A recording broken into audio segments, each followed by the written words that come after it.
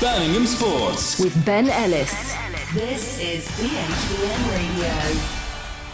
It is the Monday after from Birmingham Sport, BHBN Radio. I'm at Villa Park. I've just seen Aston Villa win 4-0, so I'm very happy indeed. But we'll get to that in just a moment. It's where we react to all of the weekend's action that we've been covering across the wards of the hospitals of the Hospital Radio Network in Birmingham. It's what we're all about. We like to think that we're your match day alternative. We brought you live football Saturday and Sunday this weekend. West Bromwich Albion winning by 2-1 against Oxford, and here at Villa Park on Sunday, Aston Villa 4, Bournemouth 0. Wolves have a new manager as well. That is now confirmed, and that is kind of linked to what happened up at the Riverside as well, where Birmingham City were in action. So it's all interconnected. I'm Ben Ellis, your chair for this little session that we have together, joined on the line by Jonathan Wimbush, who was at the Hawthorns, and by Kim Smith, who was following the action up at the Riverside from the comfort of her own home this weekend. Good afternoon to you both. Afternoon, Ben. Yes. Afternoon. Yeah. Yes. Very happy indeed. I'm usually a jinx when I come and watch Villa for BHBN. So to win 4-0, I'm very happy indeed. But we're going to come to that a bit later, because the breaking news during the game is that the probably worst kept secret in football is now confirmed. Rob Edwards has been appointed the new manager or head coach of Wolverhampton Wanderers. And Jonathan Wimbush, who sees plenty of Wolves for BHBN, we knew it was going to happen. Obviously, when the Middlesbrough press conference was cancelled on Friday, when it was reported that he wasn't taking training, but they've done it again. The Wolves board have done it again. A 3.5-year contract. Yeah, it was all going on yesterday. All the speculation. It kind of overshadowed the Middlesbrough game, and in a way, kind of overshadowed Chelsea v Wolves as well, with all the talk and all the speculation. But it's a done deal now, and yeah, 3.5 years again. Wolves managers are probably it's like a revolving door. I think they've taken the revolving door mantle off of Watford, to be honest. So 3.5 years might be a bit steep, because they could be a championship side next season. Is that what you think this is then? I mean, Kim, I'll come to you. Is this we'll try and stay in the Premier League, but we need a good championship manager who knows the club for next year? Are they starting the preparations early, or are they genuinely trying to stay in the Premier League? Yeah, okay, Edwards has got a good record. He did very well with Forest Green Rovers. He did very well with Luton, got them promoted, and he was doing pretty well with Middlesbrough till 2 days ago. So yes, he's got a good track record for getting teams promoted, which makes me wonder if they are already looking ahead to next season and working on the assumption they are going to be in the Championship, and are looking at Edwards as a good prospect for somebody who could get Wolves back up again. Yeah, because if it was a case of staying in the Premier League and build from there, the way that they are refreshing or not refreshing the squad these days, if they do stay up by some miracle, they're just going to be in the same position next year, and this time next year he'll get sacked and get paid off again.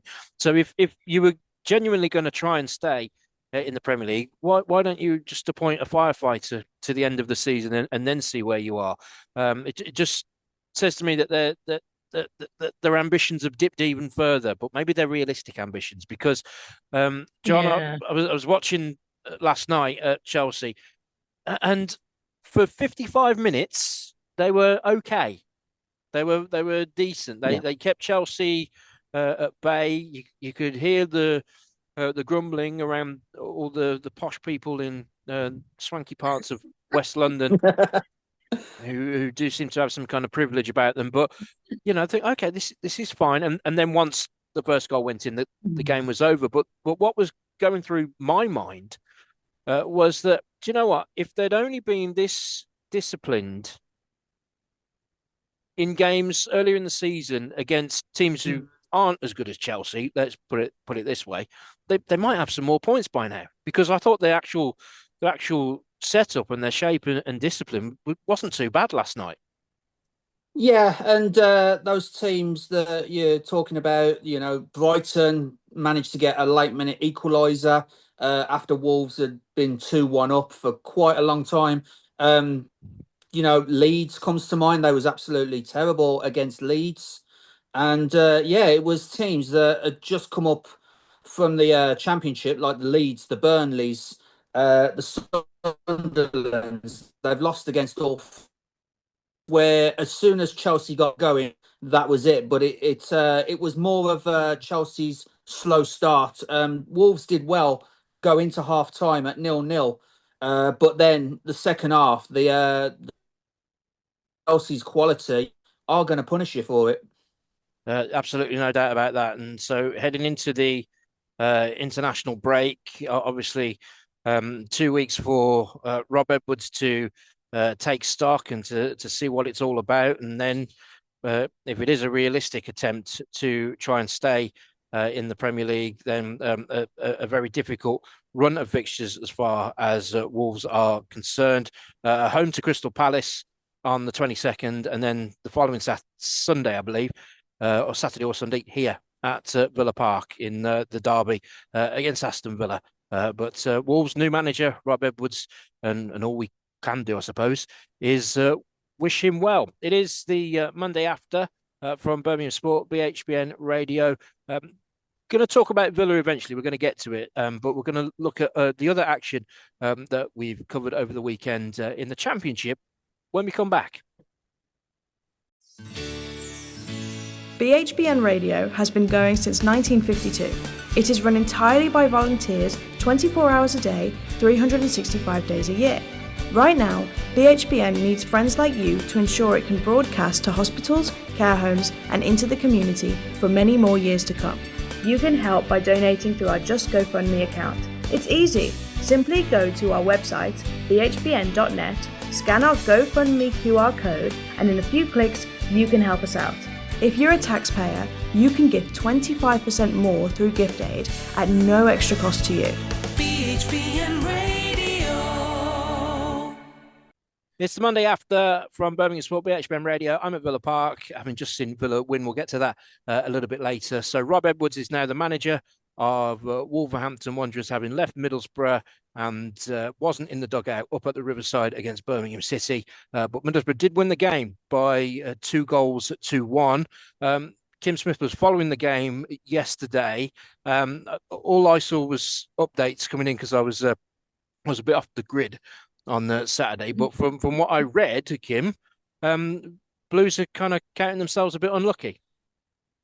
Yeah, I think they can. I mean, certainly they had the most enormous stroke of bad luck within the first minute of the game because Pek Seung-ho went down and fell on his shoulder, and it looks as though he has got a dislocated shoulder. I think we'll get more news from that. But even if it's a relatively simple dislocation, that means he's going to be out 6 weeks. Yeah. Which is a real shame because he's the central player. He'd scored 2 in the last 2. And of course, that's going to change the whole way the team has been set up because Mark Leonard had to come on and fill in. And yeah, Blues were unfortunate because they'd gone 1 behind. Damari Gray came up with an equaliser, and then they went behind right at the end of the first half. And then in the second half, despite playing well, they just couldn't find an equaliser. So I think a lot of that one, it was down to bad luck rather than, a bad performance. Yeah, you can deal with that, can't you, as a fan? You know, we don't like losing any game, but you can kind of take that one on the chin. But what it does mean is that you go into an international break sitting on a defeat, which isn't what you want. Yeah. And there is that in terms of results. There is the difference between the St Andrews Blues and the Blues on the road, which we've seen. So if the away performances can start matching the performances at home, then they'll be in decent shape for the second half of the season. But if it's a minimum of 6 weeks for Peg, that's up till Christmas and New Year. We'll Yeah. have to wait and see as far as that's concerned. But in general, yeah, can't really complain. I mean, we could do that as a kind of a half-term report now, as we know where we all stand going into the international break, because Blues and West Brom are on. It's a similar record again, isn't it, John? We'll move to West Brom now because I think we're restricted on time. At some point, a steward's going to come and kick me out of the press box. So we'll try and race through this. I said on another show that we do on Friday that I will be interested in what the reaction will be in the Hawthorns if Oxford score first. Now, that happened, but the reaction, fair play to them. Yeah, it absolutely was. It fortunately for Albion, the toxicity at the Hawthorns lasted only 2 minutes, which showed the great character of the team. After going 1-0 down, it kind of woke them up, to be honest, because they had 15 shots in the first half, and half time was still 0-0. So it was one of those. It seemed to have a little bit of a deja vu from recent weeks on it, where West Bromwich Albion had all the possession, had all the shots, but the other team end up scoring first and West Brom lose the game. Fortunately, it needed a little bit of help from Oxford themselves with the own goal. But then Isaac Price onto Erna Hegabo pretty much put it on a plate for him, headed it in for the winner. And we had to ride out the last 10 minutes plus stoppage because Oxford United were doing the proverbial kitchen sink tactic and throwing everything at West Brom's defence. But fortunately, it's a 3 points at home. First win in 5, which for West Bromwich Albion's calibre really it isn't enough. It's not enough to convince some fans because at the end of the day, no disrespect to Oxford, they are one of the weaker sides in the Championship. So it'll be interesting to see how that relates to the two games after the international break, which are the two derbies of Coventry away and, of course, Birmingham at home. Absolutely. And the three of us are going to be at that Blues West Brom Yes, game, indeed. which will be. I'll have to be the voice of reason in between the two of you as you're trying to. But what actually does concern me, John, is that, and it's all about what ifs. And you talk about the toxicity that lasted only 2 minutes. If there hadn't been an own goal, could you have seen West Brom actually scoring themselves? Is it a case of they had to make use of that favour, and they did. They made use of the favour that Oxford gave them, and Hegabo, okay, much maligned, got his goal now. Turned out to be the winning goal. So if he can get some confidence from that going forward, I mean, as I say, half-term report. Where do you see West Brom going into the international break now? Well, it has slightly dropped in this period of the season, like since the last international break. With obviously the first win in 5 games, and some of the other teams, West Brom really should have been beaten, like the Sheffield Wednesday game and the Charlton game in midweek. So it's kind of gone a little bit downhill, and Ryan Mason was under pressure from the fans.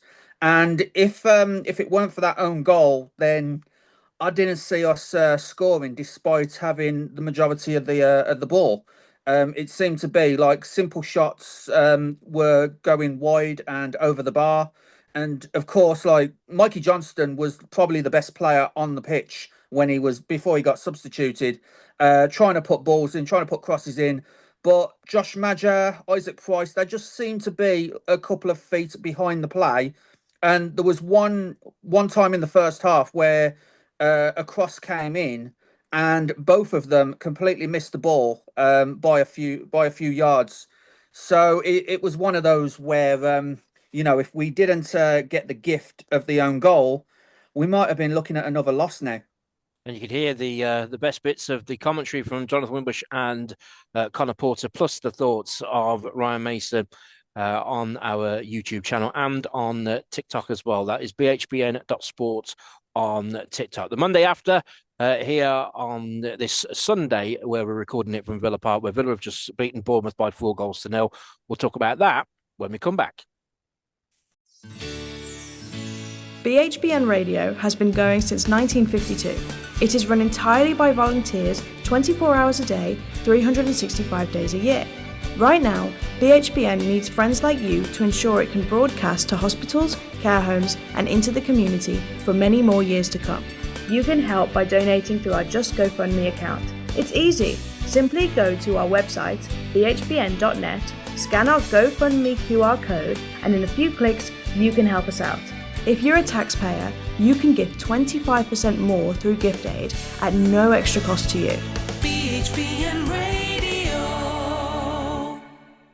It's the Monday after from Birmingham Sport, BHBN Radio on YouTube channel. At BHBN_radio is the address on YouTube, and BHBN.sport on TikTok. And thank you so much. The numbers are wonderful, and we're buzzing about them, which is great. And we've been here at Villa Park on this Sunday afternoon. It was live across the wards. Aston Villa beating Bournemouth by 4-0. I would assume our guests, Jonathan Wimbush and Kim Smith, have watched it or kept an eye on it. Yep. Okay. Yeah, kept an eye on it. Okay. Well, 4 goals, 4 different goal scorers, and it comes across as being comprehensive. But like so much with football, there are just little moments where it could have gone one way or another. The scoring was open from Emi Buendia with a free kick on the edge of the box. 2 minutes before, at the other end, Bournemouth had a free kick in a similar position, and they launched it, and it went high into the stand. And Buendia, John, I mentioned in commentary, because I think I was with you at Walsall in pre-season against Roma, wasn't it? It was that kind of a free kick, wasn't it? Yeah, it was. It looked very similar to the free kick that was scored in the 4-0 win against Roma at the Bescott Stadium. So yeah, when I seen that, I was literally like thinking this looks familiar. And fortunately for Villa, it had the same result. And yeah, it was a great free kick by Buendia. And of course, after that, like you said, things could have gone one way or the other. Bournemouth's penalty, if that was scored when the game was at 2-0, that might have made a huge amount of difference for Bournemouth. Might have knocked Villa's confidence as well if that went in. But yeah, fortunately they missed the penalty and went out 4-0 winners. Yeah, well, we debated on the show last week about Emi Martinez, whether he genuinely is the best goalkeeper in the world, having had that error at Liverpool, which led to the first goal for Mo Salah. I mean, you can debate all day long whether you think he is the best goalkeeper in the world. I was quite honest last week and saying, if he genuinely is, then he'd have been playing at Real Madrid or Paris Saint-Germain for the last couple of years. And that's just a fact.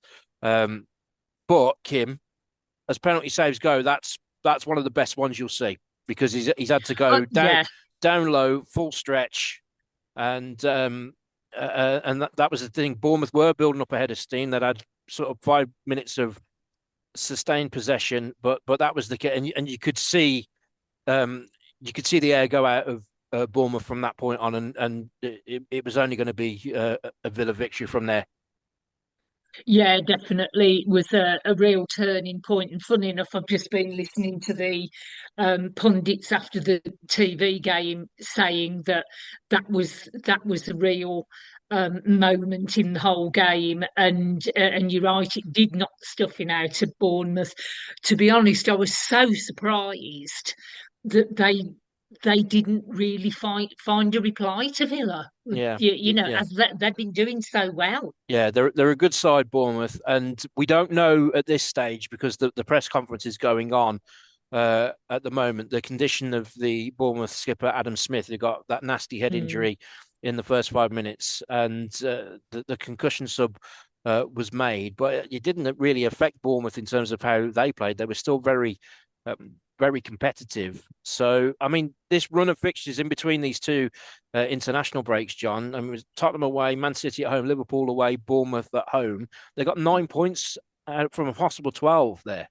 And you take that return. Plus, they're in the top 8 in the Europa League at the halfway stage, so looking like getting automatic qualification from where they were at the very start of the season, when some of us thought genuinely the world was coming to an end. It doesn't look too shabby now. Well, that's it, isn't it? 9 points from 12 in a very impressive run for Aston Villa against some very tough opponents, as you mentioned there.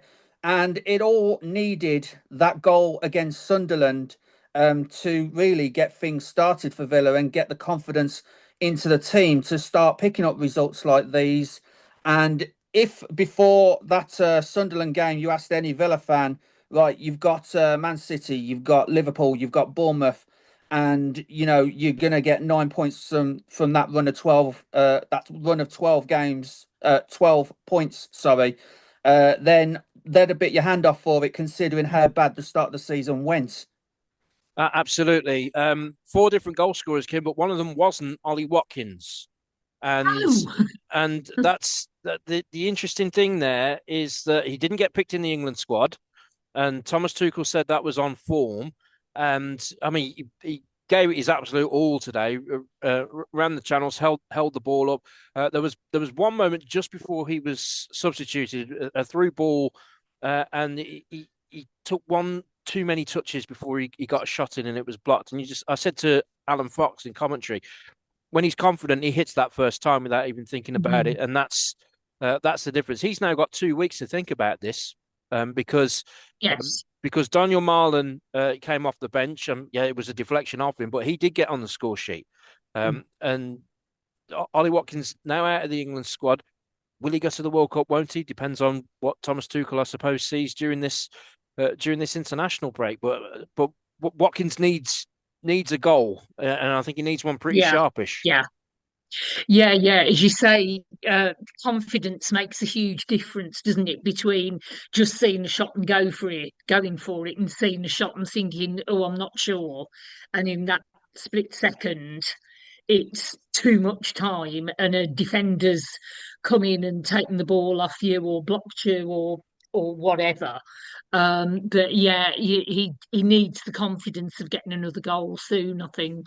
Yeah, he does need confidence, and I need something warm to drink, and I need to stretch my legs because it's very cramped here at Villa Park, and my left leg has gone to sleep.